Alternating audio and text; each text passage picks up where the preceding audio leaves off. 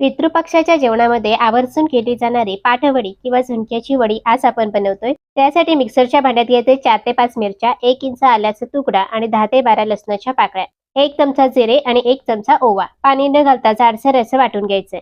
दुसरीकडे एका mixing बाउलमध्ये 1 cup बेसन पीठ आणि 1 कप पाणी घालायचंय.